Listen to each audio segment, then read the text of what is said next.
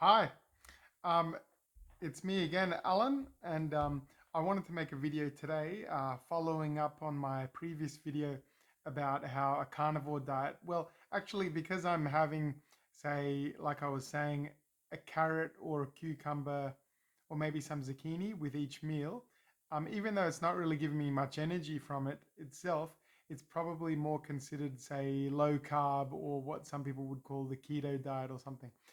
But my intention is carnivore. That's why I'm saying carnivore. It's a bit like saying, um, if you're learning to sing and you're trying to sing like a heavy metal singer, it takes time to get to that point. So at least you'll start with the basics and you're on that journey.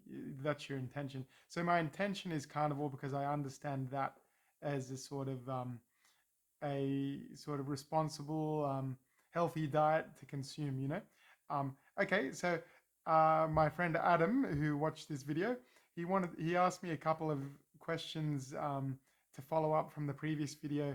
Um, he asked questions like, what kinds of meals did I eat to lose weight?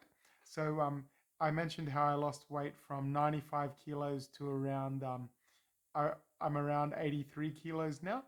And when I switched to more meat, um, I was probably around 87 kilos. So I've probably gone down about 4 since then. And that initial weight loss was from being like on a plant-based vegan diet, but then I continued the weight loss since on a low carb carnivore type diet. Yeah, I keep looking over there, but like because the screen, I'm looking at the screen, but where I'm filming, but actually the lens is there. Okay, I'll keep my eye there as much as I can. But yeah, so the kinds of meals after I shifted from being like a vegan, plant-based sort of guy, um, the meals I ate like for the carnivore stuff was carnivore low carb was beef mince mainly, and also eggs. But okay, so let's think of a meal. Let's go with breakfast. Okay, so a breakfast I like to have is I get beef mince. If I'm just going to work and it's just like I'm not super hungry because I work in before and after school care, so I come back like later that morning, so I don't really force myself to eat a huge breakfast because I know I'm coming back soon. So I just have a bit of beef mince, and what I do is when I buy my beef mince for the week, normally I buy 4 kilos at a time from the butcher, and yeah, that's quite a lot of meat, isn't it? And I portion it up into balls like that, like I sort of put it in my hand, and it sort of feels about the size of a tennis ball.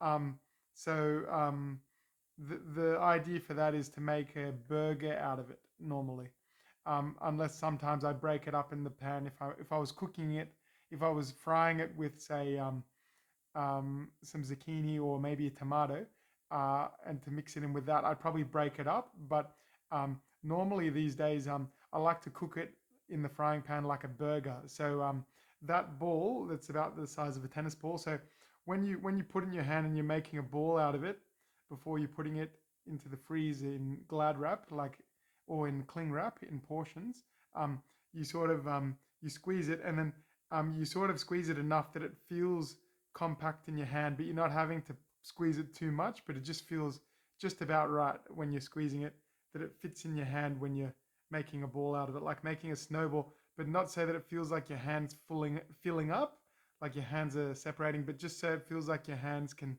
go together to make a ball in it. So it sort of fits in your hand.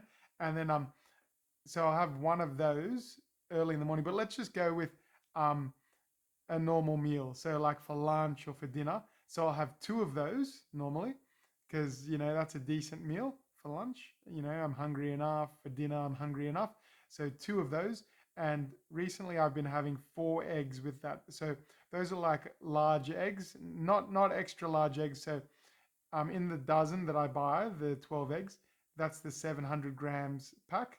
And I might buy 4 or 5 dozen eggs a week. And that seems to get me through. So 5 dozen eggs is about 60 eggs a week, approximately 60 eggs. I sound like I'm a power lifter or like one of those modern bodybuilders like Ronnie Coleman or something.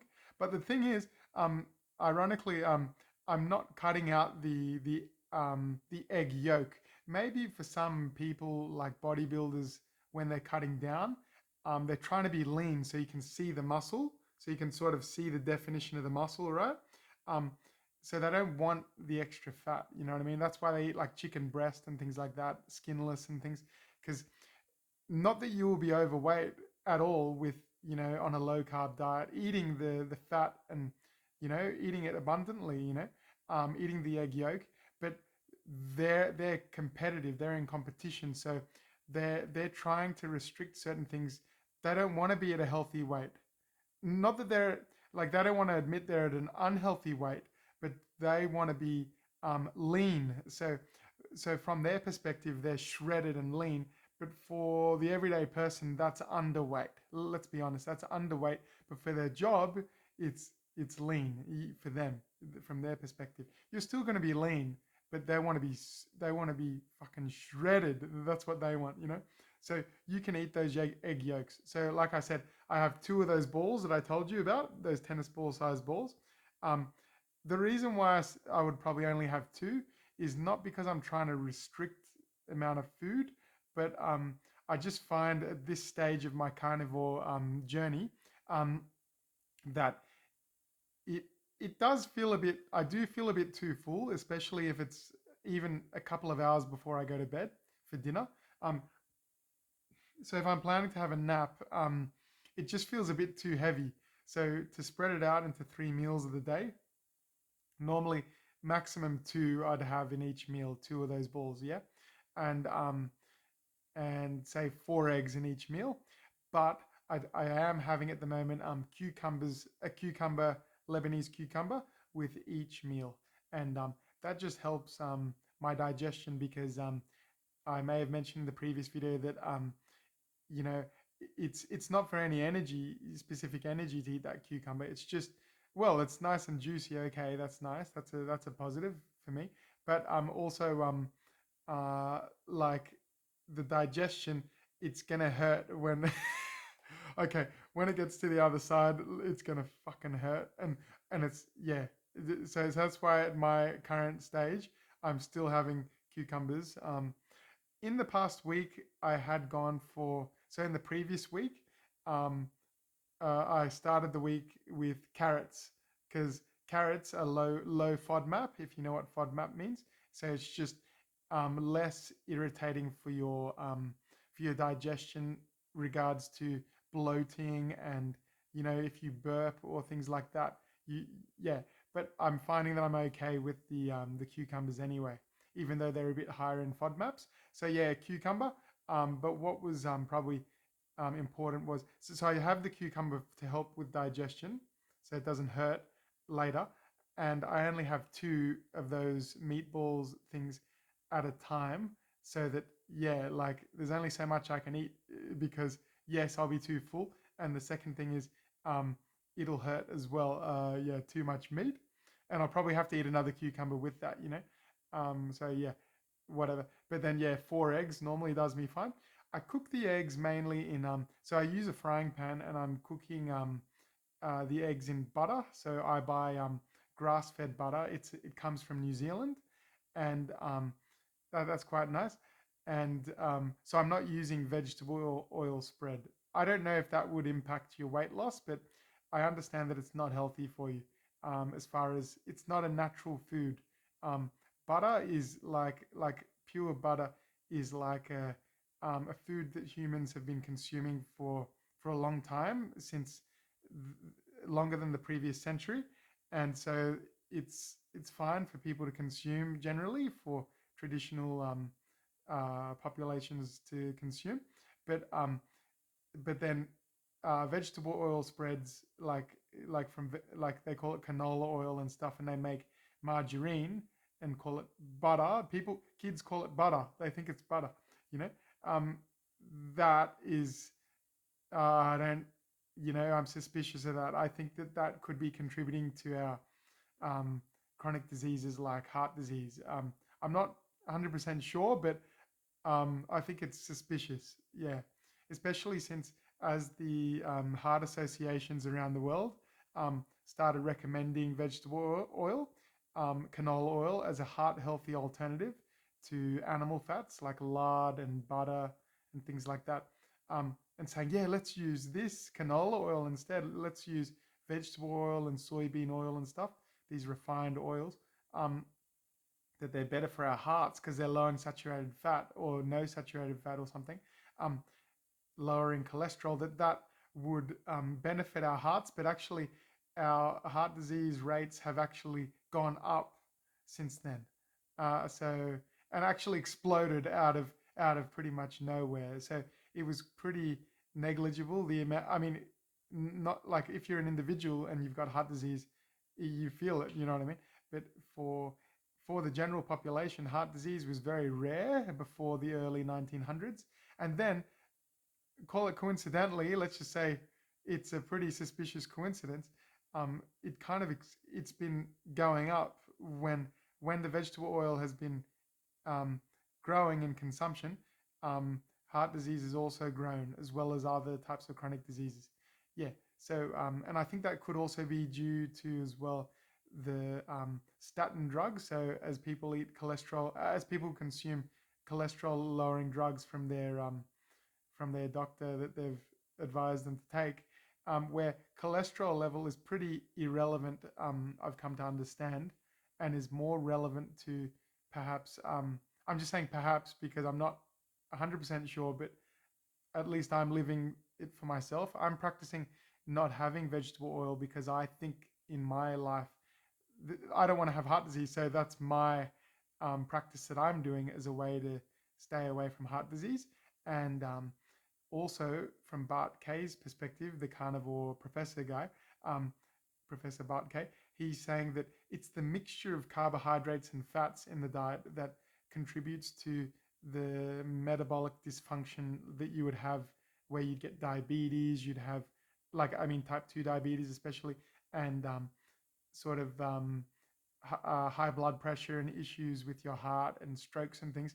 He's saying that is contributed to with uh, like the mixture of the macronutrients in the diet, the carbohydrates and fats in abundance, instead of just choosing one as the main source of energy. So yeah, you could choose carbohydrates as the main source and reduce fat as if you're a vegan. But he's saying, and I've come to understand that that's quite malnourishing. That's not, yes, it's responsible from a diabetes and heart disease point of view and weight loss, but you're probably going to get underweight for one. For two, it's unsustainable, it's malnourishing. Sorry, vegans, if you want to save, if you don't want to contribute to the animal exploitation and things like that. Sorry about that. But, I've been a vegan in the past as well, and yeah, so I understand where you're coming from. But, uh, and number three, what was I going to say? What was number one and two? Oh, here I am talking about malnourishing, but yeah, for one, it was, yeah, fuck it. Yeah, let's just go on with the video. Yeah, all I was saying was that mixture of carbohydrates and fats contributes to that issue. Um, yeah. So yeah, what I was saying was plant-based diets help you lose the weight, yes, but actually and don't contribute to that heart disease and diabetes, yes, but it's a bit malnourishing in the long term. Whereas you can still have that same result um, with the benefits of on diabetes and heart disease on a carnivore low carb diet. You see, because you're not mixing those macronutrients. It's low carb, right? It's not a mixture of high carb, high fat like the standard Australian, standard American diet. Um, so you're lowering your issues there, but you're going to probably maintain a pretty healthy weight because there's enough fat in the diet and things like that on a low carb diet usually. Um, and it's pretty sustaining as well as far as the nourishment goes. The getting the essential omega threes and um, the having nutrients in your body come in the form that your body recognizes it best, and it doesn't have to really um, convert it too much into a usable form. It's pretty, your body recognizes meat and animal fats pretty well, but then plant foods is not as easily assimilated, I've understood. It's sort of say for example the iron in meat called heme iron is a little bit apparently is a little bit better recognized by your body. The uptake is a little bit better apparently, and say it just things like that. Maybe some people wouldn't have an issue with it, but other people may, and then they might have low iron. I don't know. There might be other factors at play, but yeah. So anyway, if you're still with me, so yeah, that meal. That was like 7 minutes ago that I was talking about the meal. But yeah, the two balls of meat, two meatballs, about the size, not quite as big as my fist, but like I was telling you, the size. And two of those, I normally flatten them to make them into a burger shape.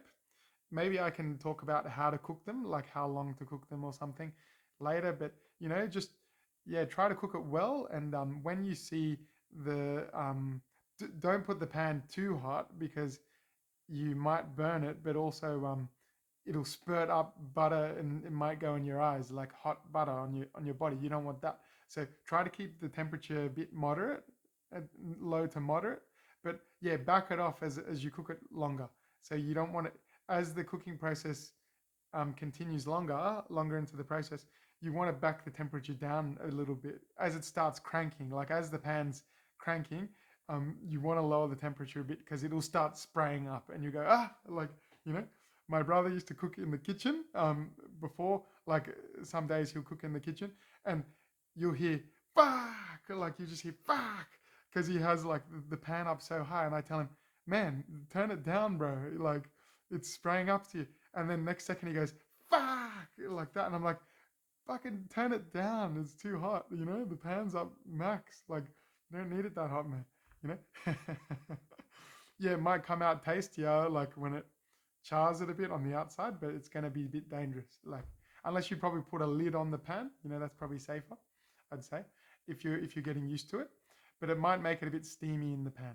Yeah, this is a long video, but and I was going to say how to cook the eggs, but um like yeah, like what I also like to do is I like to get some cheddar cheese and melt it on top of the eggs while they're cooking. So I'll cook the eggs in the pan, 4 eggs.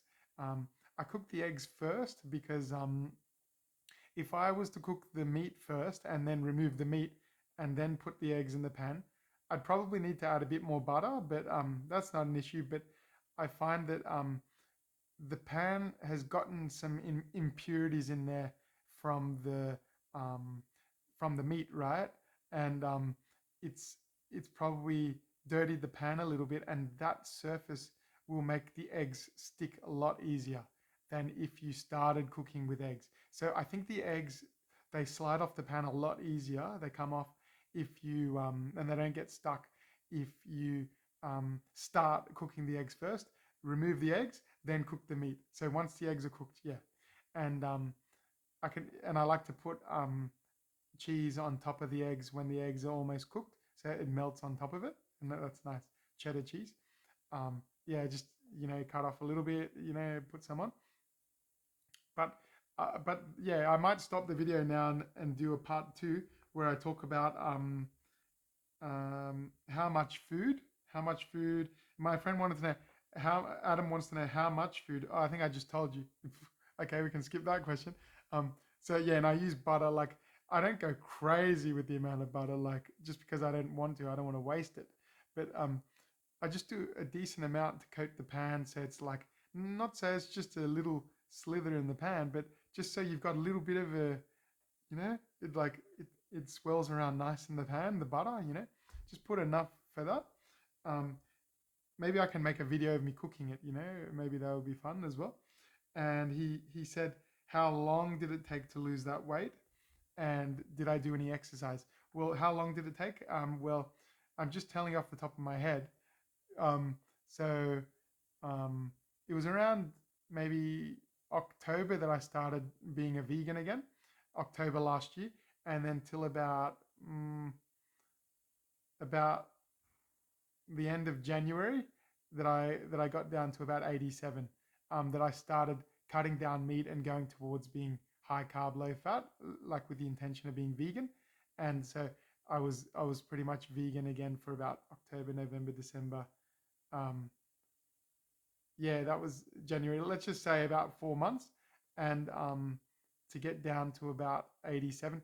I don't know. Don't quote me exactly how many months. If it was October or not, I don't know. Yeah, whatever. But it was from since about February to about now that I've been doing the carnivore low carb. So February, March. So about 2 months on the low carb from about 87 to about 83. But take into account as well, I'm eating less carbs. So you lose a bit of water weight on your body because you've got less muscle glycogen. Um, Michael, muscle glycogen. So you're not storing as much carbs and you probably lose about a kilo from that. Um, but I have gotten a bit leaner because wearing some clothes, some trousers, before I switched from vegan to like carnivore low carb, um, some pants were still a bit tight for me that I used to wear, and now I'm wearing them okay. Like these pants here that I'm wearing. I know it's a bit, yeah. These trousers, these black pants, they're like skinny jeans, and like they were a bit too fucking tight to wear. Even though like okay, they're a bit tight anyway when you first get them out of the cupboard after you've washed them, you know. But they were too tight to wear for me. Like if I wore it for a whole day, and yeah, I mean I wasn't wearing for a whole day, but I stopped wearing a lot of trousers that I used to like wearing because they were getting too tight. Yeah, that's partly why I wanted to lose the weight again because I didn't want to have to buy all these new clothes, Yeah, that's partly why. But he also said any exercise. So I'm up to 22 minutes now. Yeah, interesting. So any exercise and well, I have gone for a couple of park runs. So park run is like Adam, you know, yeah, yeah. But for the other people, um, it's a 5K run, and I try to run it as fast as I can, and I did a couple of those recently. Um, and I've done push-ups. Like I was trying to do the push-ups consistently, but I kind of backed off with that recently. So I did about say maybe 5 sessions where I would do like say sets of say 15 push-ups, say about 4 sets of that in a session, and but I haven't done that recently. So you could say some people like to say, oh, exercise helps you lose weight, but I tend to think it's less relevant because you know you can still exercise and go for a run if you're 90 kilos, but let's say that exercise helps you back off about a kilo or so. Well, you're still 88 kilos. So say if I weighed 90 kilos and I started ramping up the exercise, I'd probably be like 89 kilos. But that's still too big that I want to be. I want to be around 83, maybe 80 to 83 kilos. So it's not enough for the exercise. And do you want to make your exercise about the weight loss point of view, or do you want to be motivated to do your exercise because you just wanted to do it because for a challenge? The park run is a challenge. You run with a group of people and you try and beat your best time, for 5Ks. So I'm not there to lose weight, and I'm there for other reasons, right? So yeah, I might do some push-ups. I'm not doing it for weight loss. I'm doing it because I wanted to maybe tighten up my chest muscles a bit, like for the pecs, you know what I mean, and the shoulders and the triceps. I wanted to like get stronger, like, and also the challenge too. I'm not thinking about weight loss. There's power lifters who are doing a lot more exercise than I am, and heavyweight boxers and UFC boxers who would probably beat the shit out of me if I called them fat. But they're quite they're not very lean, are they? They look like, some of them look like a regular person. I mean, they're quite built, like their arms are massive, but and they're very strong, but they don't look very like lean and fit. You know what I mean? Even though they're fit, like, but they gas out pretty quick. But they're exercising a lot. Why aren't they lean? Yes, exercise probably. I would be silly to say that exercise doesn't make any difference, but like, don't don't fool yourself that you can just eat anything you want. Eat a standard Australian, standard American diet. Eat a mixture of carbs and fats, and you've gained weight to say out of the range that you think is your healthy range, and you're going to exercise and expect, I don't know, some people might say it has helped them, but for me, in my own experience, I've been exercising before while I've been gaining weight, and I've continued to gain weight. So yeah, weight as in fat, I'm pretty sure. Yeah, do you know what I mean? So I wouldn't be worried too much about exercise when it comes to your body weight. I'd be looking more about what you're eating. Yeah, and I'm not too sure why you lose weight on a low carb sort of diet, or on a high carb low fat diet. Um, did I say high carb low fat? Yeah. Um, I don't know exactly why, but it just works out that way. I'd have to look into it a bit more, but Bart K also says that it yes, you can gain weight, of course, by eating a mixed macronutrient diet of carbs and fats in large amounts, but it also contributes to the issues, the metabolic issues like having blood sugar problems with like diabetes, and he's saying heart disease as well, is contributed to by um, a mixed macronutrient diet. So yeah, I'd look at more than just weight, but like, yeah, I hope that helps. That's a long video, it's 26 minutes, and yeah, I might make smaller videos with the same content if if you didn't get this far or something. But yeah, have a good one. All right, I was gonna say I love you, but yeah, that's for my friend Adam. Love you, mate, and yeah, fuck yeah, have a good time. Have a good night. See you later. Bye. Oh, if you're still there, talk to me about like, yeah, I got a few cool comments on my previous video of other carnivore people, and I'll respond to your comments. But if there's more carnivores watching this video, um, tell me tell me a bit about, like, short of me doing Bart K's course on slowly what would you say, um, transitioning to the carnivore diet, because I still have to eat a cucumber or something so that I can actually, um, you know, like, so I don't have too much pain in my digestion. Um, yeah, like, what's your method for getting rid of all plant foods? Yeah, tell me about that. All right, thanks. Have a good one. Or do you just wait it out? So like, I'll just be eating cucumbers for, fucking 2 more months, and then I won't need to after a while. Is that right? Yeah, I can just reduce it slowly, and yeah, who knows? All right, have a good one.